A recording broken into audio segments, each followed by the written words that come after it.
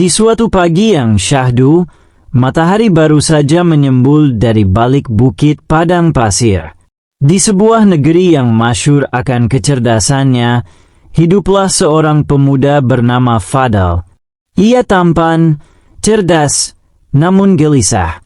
Di usianya yang masih 20 tahun, Fadl telah membaca ratusan kitab filsafat, logika Yunani, hingga naskah-naskah astronomi dari Persia.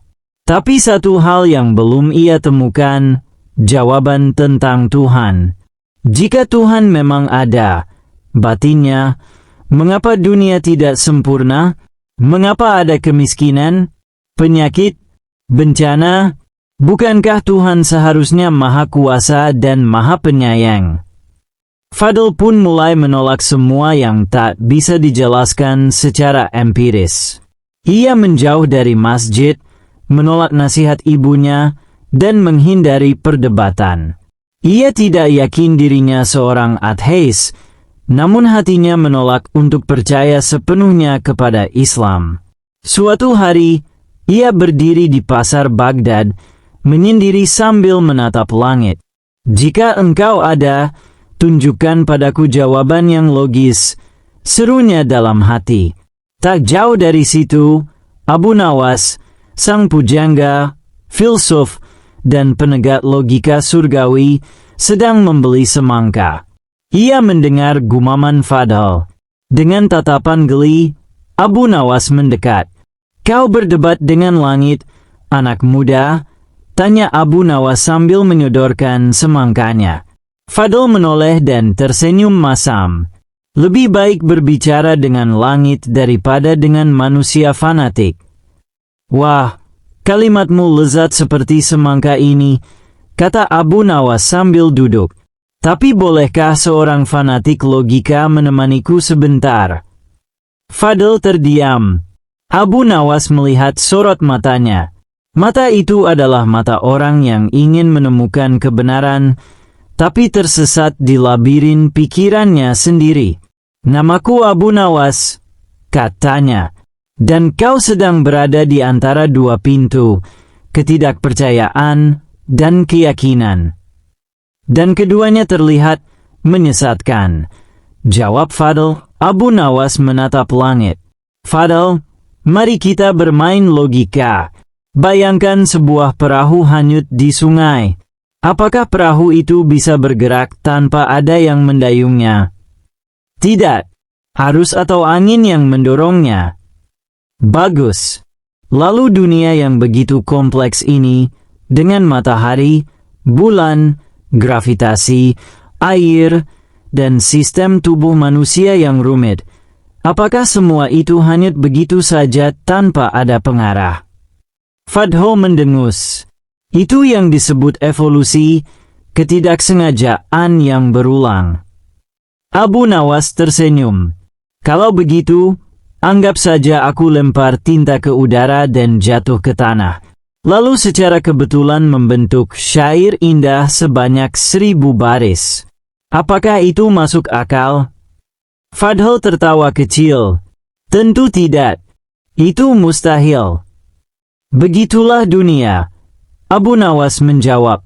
"Keteraturan tidak muncul dari ketidakteraturan, kecuali jika ada kehendak dan kuasa yang mengaturnya." Fadl terdiam. "Logikamu tajam, Fadl. Tapi hatimu sedang luka. Kau mencari Tuhan dengan logika yang dingin, bukan dengan kejujuran batin. Lalu bagaimana kau percaya pada Islam? Kitab yang katanya turun dari langit, tapi penuh hukum-hukum lama dan aturan hidup." Abu Nawas tertawa. "Kalau begitu, mari kita masuk lebih dalam, karena kamu akan suka bab selanjutnya." Abu Nawas mengajak Fadl ke sebuah bukit kecil tempat biasa ia merenung. Mereka duduk di bawah pohon kurma tua. "Fadl, katamu aturan Islam kuno. Tapi bukankah semua sistem butuh hukum?"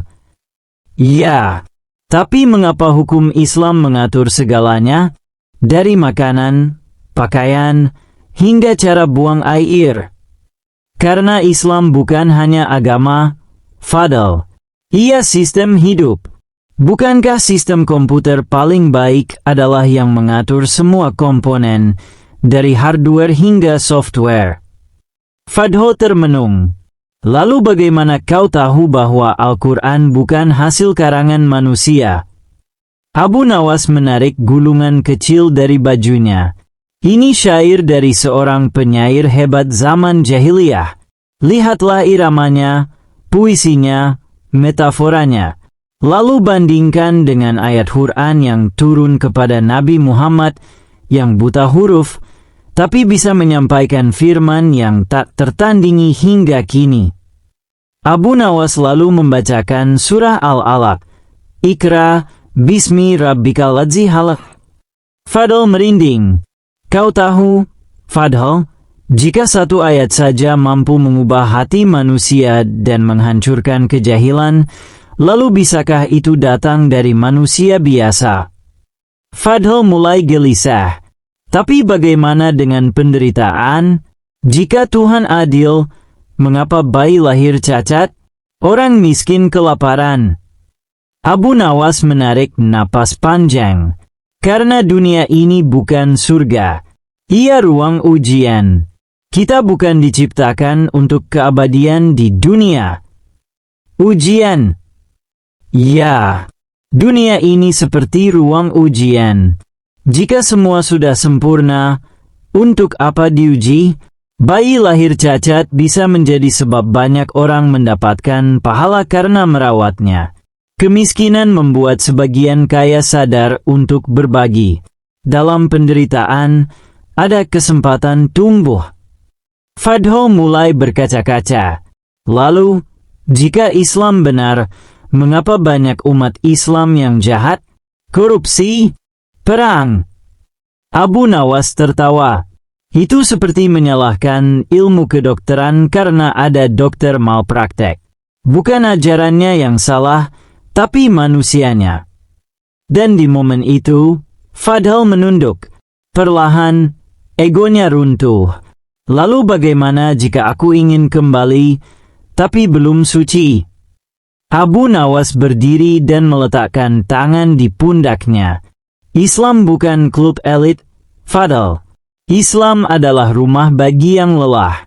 Tuhan tidak menunggu yang sempurna, tapi yang mau kembali. Kabar tentang Abu Nawas yang berhasil menggoyahkan logika pemuda ateis mulai tersebar ke seluruh penjuru Baghdad. Namun, kabar itu tidak berhenti di situ.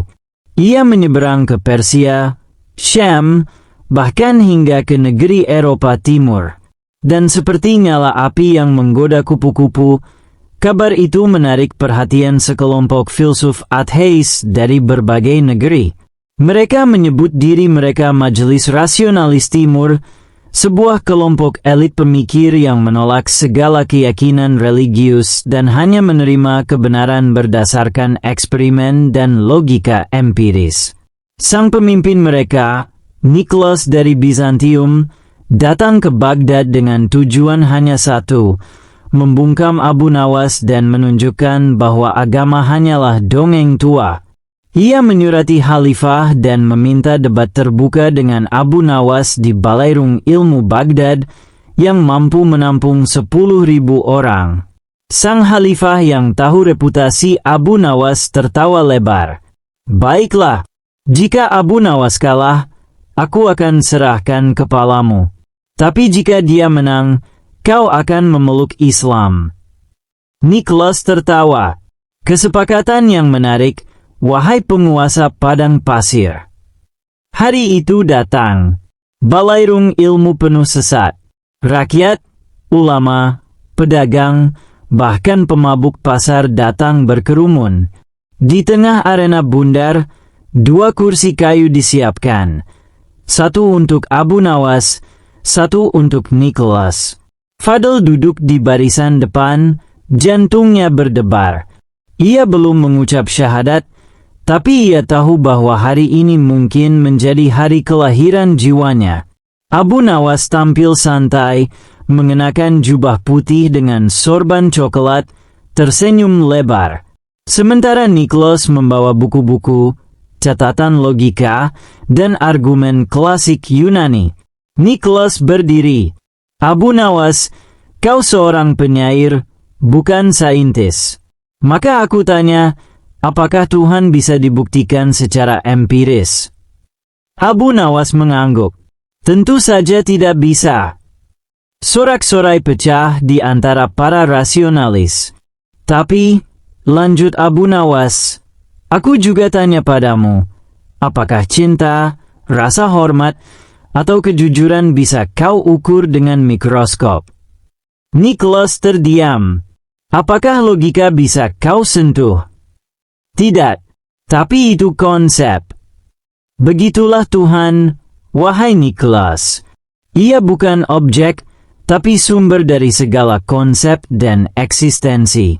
Karena itu, membuktikan Tuhan dengan alat laboratorium adalah seperti mencari aroma dengan telinga. Tepuk tangan pecah dari para hadirin. Niklas bangkit lagi. Kalau begitu, katamu Tuhan menciptakan dunia. Siapa yang menciptakan Tuhan? Abu Nawas tersenyum. Pertanyaanmu seperti ini, jika api membakar kayu, siapa yang membakar api? Kau paham? Niklas tercengang. Api adalah sumber pembakar. Tuhan adalah sumber eksistensi. Ia bukan makhluk. Karena itu tak diciptakan. Lalu Abu Nawas mengambil segenggam pasir. Kau lihat ini. Ya. Pasir ini berasal dari batu, lalu hancur oleh angin, oleh waktu. Tapi siapakah yang menciptakan hukum waktu, hukum gravitasi, dan hukum sebab akibat? Hukum-hukum itu ada dalam alam. Siapa yang menetapkan agar semua itu bekerja harmonis? Apakah ada hukum tanpa pembuat hukum? Niklas mulai berkeringat. Fadl menatap Abu Nawas seperti anak kecil yang menemukan cahaya dalam gelap. Niklas bangkit, mencoba terakhir kalinya menyerang. Kalau Islam benar, mengapa ia menyuruh salat 5 kali? Bukankah Tuhan tidak butuh disembah? Abu Nawas tertawa. Tuhan memang tidak butuh disembah, tapi manusia butuh menyembah. Kenapa? Karena manusia rapuh. Setiap harinya ia dihadapkan pada kesombongan, dosa, dan lupa. Salat adalah seperti reset akal dan jiwa. Apakah kau pikir ponsel canggih bisa terus bekerja tanpa di-charge? Tawa dan tepuk tangan membahana. Lalu Abu Nawas menutup dengan ayat. Kami akan perlihatkan kepada mereka tanda-tanda, kebesaran, kami di segenap penjuru dan pada diri mereka sendiri, sehingga jelaslah bagi mereka bahwa Al-Quran itu adalah benar. Quran Surah Fusilat 53. Niklas berdiri terpaku. Tangannya gemetar. Ia berjalan pelan ke arah Abu Nawas dan berlutut. Aku mengakui logikamu tak bisa dipatahkan. Jika Islam adalah agama logika dan hati, maka aku bersaksi. Dan di hadapan ribuan orang, Niklas mengucapkan syahadat. Fadl meneteskan air mata. Ia berdiri dan mengikutinya. Aku juga bersaksi, tiada Tuhan selain Allah, dan Muhammad adalah utusannya. Sorak-sorai mengguncang langit Baghdad. Hari itu menjadi hari dua pemikir besar kembali ke cahaya. Beberapa bulan setelah perdebatan akbar itu, Fadl berubah sepenuhnya. Ia tak lagi gelisah. Dahulu, pikirannya dipenuhi pertanyaan tanpa henti. Kini, jiwanya penuh jawaban yang membuatnya tenang. Ia menjadi murid utama Abu Nawas, mendampingi gurunya dalam perjalanan ke berbagai negeri. Suatu hari, di depan Masjid Agung Baghdad, Fadl berkata, "Dulu aku mencari Tuhan di laboratorium, di buku-buku filsafat, dan dalam skeptisisme. Tapi aku lupa bahwa kebenaran kadang hadir bukan dalam keraguan, melainkan dalam kerendahan hati." Ia mulai menulis kitab dengan gaya logika yang mudah dipahami pemuda-pemuda zamannya, berjudul Dialog Jiwa dan Akal, dari Kekosongan ke Ketauhidan. Kitab itu viral di dunia Islam. Tak hanya dibaca oleh para ulama, tapi juga oleh para pemuda yang kehilangan arah, para ilmuwan yang ragu, bahkan oleh para raja yang haus akan pencerahan. Ketenaran Abu Nawas meluas ke penjuru Asia. Ia diundang ke Tiongkok oleh Kaisar dinasti Tang yang penasaran dengan penyair yang bisa mematahkan ateisme hanya dengan satu kalimat. Di istana megah itu, Abu Nawas disambut sebagai bintang. "Apakah kau membawa mukjizat seperti para nabi?" tanya sang kaisar. Abu Nawas tertawa. "Aku bukan nabi, tapi aku punya mukjizat kecil yang bisa menghidupkan yang mati." Kaisar terkejut. "Apa itu?" "Logika yang berasal dari hati." Abu Nawas lalu meminta dihadirkan 10 pemuda dari berbagai penjuru negeri yang mengaku ateis. Ia hanya berkata, "Jika semua ini terjadi karena kebetulan, maka mari kita bersaing. Aku akan menulis satu kalimat indah dan melemparkannya ke sungai. Jika kau bisa membuat kalimat yang lebih menyentuh jiwa, aku akan menyerah." Kalimat yang ditulis Abu Nawas, "Jika tak ada sang pemilik, untuk apa hati ini menangis dalam sepi?" Pemuda-pemuda itu menangis. 3 dari mereka memeluk Islam di tempat itu juga. Kaisar menunduk dalam. Hari itu, istana yang dibangun dari emas menjadi saksi bahwa Islam bukan hanya agama padang pasir, tapi cahaya yang menembus tembok negeri manapun. Pada suatu malam di Damaskus, Abu Nawas duduk merenung. Fadl menemaninya. "Guru," kata Fadl, "kau telah membawa ribuan jiwa kepada cahaya. Apakah kau pernah ragu terhadap jalan ini?" Abu Nawas tersenyum pahit. "Pernah. Bahkan kau?" "Ya. Di masa mudaku, aku pernah berpikir bahwa surga dan neraka hanyalah dongeng untuk menakuti manusia. Lalu mengapa kau tetap mencari?" "Karena setiap malam, saat aku terdiam, ada satu suara dalam hatiku yang terus berkata, bagaimana bisa seluruh ciptaan yang luar biasa ini tidak berasal dari kuasa yang luar biasa?" Fadl menunduk. Malam itu mereka salat bersama di bawah bintang-bintang. Tanpa imam, tanpa makmum. Hanya 2 jiwa yang berdialog dengan langit. Tahun-tahun berlalu. Abu Nawas semakin tua. Tubuhnya melemah. Tapi pikirannya tetap tajam. Pada usia senjanya, ia menolak tinggal di istana. Ia memilih tinggal di rumah kecil di tepi pasar. Suatu malam, ia berkata kepada Fadl, "Wahai muridku, aku akan pergi. Tapi ingatlah, jangan kau gantungkan imanmu padaku. Gantungkan pada kebenaran itu sendiri." Fadl menangis. "Guru, tanpamu siapa yang akan membimbing dunia?" Abu Nawas tersenyum. "Dunia tak butuh aku. Ia hanya butuh satu hal, satu cahaya kecil yang berani menyala di tengah gelap." Malam itu, Abu Nawas wafat dengan wajah tersenyum. Seluruh Baghdad menangis. Bahkan para penjual di pasar menyumbangkan seluruh hasil jualan mereka untuk pemakaman sang pujangga. Sepeninggal Abu Nawas, Fadl tidak duduk di singgasana ilmu. Ia turun ke jalan. Ia mendatangi kampus, pasar, bahkan pelabuhan. Ia berdiskusi dengan para pedagang Yunani, pemuda Hindu dari India, hingga rahib Buddha dari Tibet. Ia tidak menantang, tidak menyerang, tapi menyentuh mereka dengan logika lembut dan cinta yang dalam. Fadl membentuk majelis pemikir cahaya, tempat semua orang bebas bertanya, berdiskusi, tanpa takut disesatkan.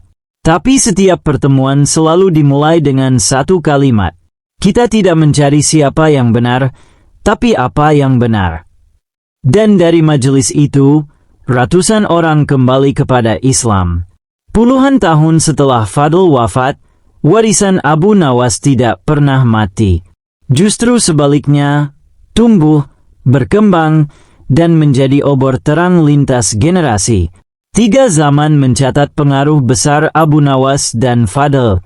Zaman pertama, Era pencerahan Islam.